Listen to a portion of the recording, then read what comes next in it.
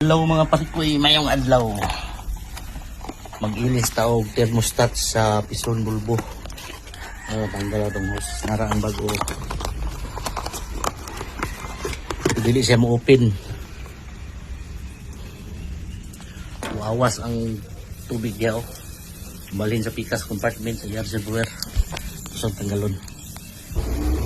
Tanggal na itong mga parikoy mo na yan daan oh. 87 degree. So siya mo open atong ipuli ining 71 lang 71 degrees Celsius ang kainit.